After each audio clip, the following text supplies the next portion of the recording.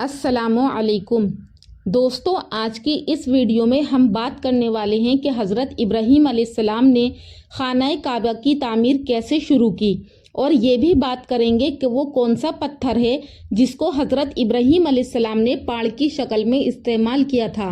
इसलिए इस वीडियो को पूरा देखें। दोस्तों, हज़रत इब्राहीम अलैहिस्सलाम अगरचे फ़लस्तीन में ठहरे थे, मगर बराबर मक्का में हज़रत हाजरा और हज़रत इस्माइल को देखने आते रहते थे।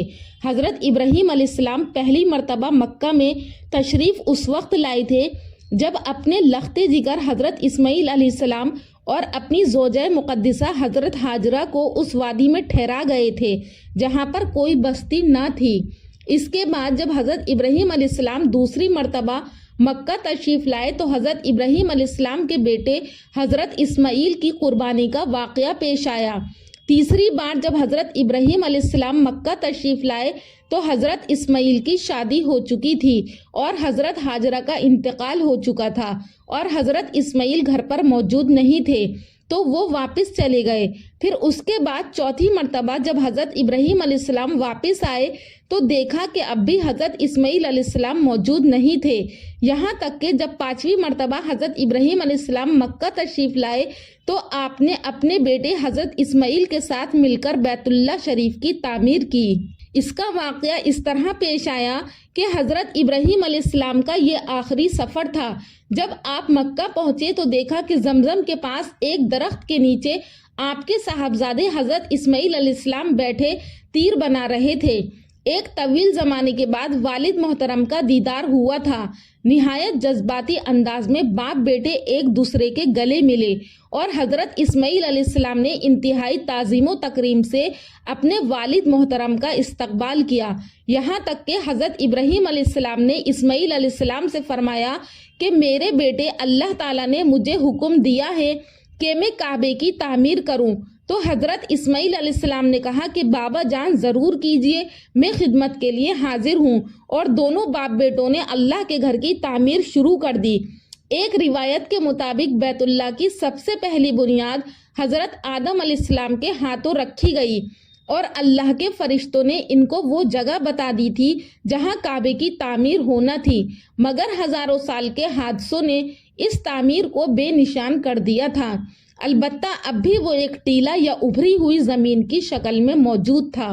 यही वो जगह है जिसको अल्लाह की वही ने हज़रत इब्राहीम अलैहिस्सलाम को बताया और उन्होंने इस्माइल अलैहिस्सलाम की मदद से उसको खोदना शुरू किया तो पिछली तामीर की बुनियादें नज़र आने लगी। उन्हीं बुनियादों पर बैतुल्लाह की तामीर की गई। अलबत्ता कुरान पाक में पिछली हालत का कोई तस्करा नहीं है। दूसरी तरफ ये हकीकत है कि इस तामीर से पहले तमाम कायनात में और दुनिया के कोने कोने में बुतों और सितारों की पूजा के लिए हेकल और मंदिर मौजूद थे, पर उन सब के उलट सिर्फ एक खुदा की इबादत और उसकी बंदगी और सर झुकाने के लिए दुनिया के बुतकदों में पहला घर जो खुदा का घर कहलाया वो यही बैतुल्लाह है। अल्लाह ताला कुरान के अंदर फरमाता है कि बेशक सबसे पहला वो घर जो लोगों के लिए खुदा की याद के लिए बनाया गया, अलबत्ता वो है जो मक्का में है। वो है सर से पैर तक बरकत वाला और दुनिया वालों के लिए हिदायत का सरचश्मा है। इसी तामीर को ये शर्फ हासिल है कि इब्राहीम अलैहिस्सलाम जैसा जलीलुल कद्र पैगंबर इसका मिस्त्री है और इस्माइल जैसा नबी उसका मजदूर है। बाप बेटे बराबर इसकी तामीर में लगे हुए हैं और जब इसकी दीवारें ऊपर उठती हैं और बुजुर्ग बाप का हाथ ऊपर तामीर करने से माजूर हो जाता है तो कुदरत की हिदायत के मुताबिक एक पत्थर को बाड़ बनाया जाता है जिसको इस्माइल अलैहिस्सलाम अपने हाथ से सहारा देते और इब्राहीम अलैहिस्सलाम उस पर चढ़कर तामीर करते जाते। यही वो यादगार है जो आज मकामे इब्राहीम के नाम से जाना जाता है। जब तामीर इस हद पर पहुंची जहां आज हजर अस्वद नस्ब है तो जिब्राइल अलैहिस्सलाम ने उनकी रहनुमाई की और हजर अस्वद को उनके सामने एक पहाड़ी से महफूज निकाल कर दिया जिसको जन्नत का लाया हुआ पत्थर कहा जाता है, ताकि वो नस्ब कर दिया जाए। अल्लाह का घर तामीर हो गया तो अल्लाह ताला ने इब्राहीम अलैहिस्सलाम को बताया कि ये मिल्लत इब्राहीमी के लिए क़िबला और हमारे सामने झुकने का निशान है, इसलिए ये तौहीद का मरकज़ करार दिया जाता है। تب ابراہیم علیہ السلام اور اسماعیل علیہ السلام نے اللہ سے دعا مانگی کہ اللہ تعالیٰ ان کو اور ان کی آل اولاد کو نماز اور زکوٰۃ قائم کرنے کی ہدایت دے اور استقامت بخش، اور ان کے لیے پھلوں، میووں اور رزق میں برکت دے، اور دنیا کے کونے کونے میں بسنے والے گروہ میں سے ہدایت پائے ہوئے لوگوں کو اس طرف متوجہ کر کہ وہ دور دراز سے آئے اور حج کے مناسک ادا کریں اور ہدایت کے اس مرکز میں جمع ہو کر اپنی زندگی کو سعادتوں سے اپنے دامن کو بھریں۔ دوستو، علماء نے لکھا ہے کہ اس مکان سے افضل کون سا مکان ہو سکتا ہے کہ اللہ جل شانہ نے اس کے بنانے کا حکم فرمایا۔ حضرت جبرائیل علیہ السلام نے اس کی انجینئرنگ کا نقشہ بتایا۔ حضرت ابراہیم علیہ السلام جیسے بڑے نبی اس کے مستری اور حضرت اسماعیل ذبیح اللہ جیسے جانثار تعمیر میں مددگار تھے۔ اللہ اکبر، کتنی بڑی عظمت ہے اس مکان کی۔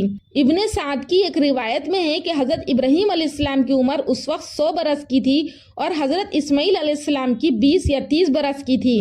اللہ تعالیٰ قرآن کے اندر فرماتا ہے، اور وہ وقت بھی یاد کرنے کے قابل ہے جبکہ بلند کر رہے تھے ابراہیم علیہ السلام دیوار کعبہ شریف کی، اور ان کے ساتھ مدد کر رہے تھے اسماعیل علیہ السلام، اور یہ کہتے جا رہے تھے کہ اے ہمارے رب، یہ خدمت ہماری قبول کر لیجئے۔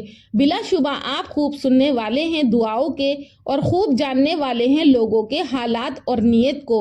اللہ جل شانہ ایک جگہ قرآن کے اندر اور ارشاد فرماتا ہے، یقیناً وہ مکان جو سب سے پہلے لوگوں کی عبادت کے واسطے مقرر کیا گیا وہ مکان ہے جو مکہ میں ہے، یعنی کعبہ شریف برکت والا مکان ہے اور تمام لوگوں کے لیے ہدایت کی چیز ہے۔ دوستو، ہم سب اللہ سے دعا کریں کہ اللہ تبارک و تعالی ہم سب کو اس مقدس گھر کی زیارت کرنے کی توفیق عطا فرمائے، جس کو دیکھ کر ہم سب لوگ اپنی آنکھوں کو ٹھنڈا کریں۔ سامعین حضرات، اسماعیل علیہ السلام کی عمر جب 136 سال کی ہوئی تو ان کا انتقال ہو گیا۔ اس وقت ان کے سامنے ان کی اولاد اور نسل کا سلسلہ بہت پھیل گیا تھا، جو حجاز، شام، عراق، فلسطین اور مصر تک پھیلی۔ تورات کی ایک روایت کے مطابق حضرت اسماعیل علیہ السلام کی قبر فلسطین ہی میں ہے، لیکن عرب مورخین کہتے ہیں کہ وہ اور ان کی والدہ حضرت ہاجرہ بیت اللہ کے قریب حرم کے اندر مدفون ہیں۔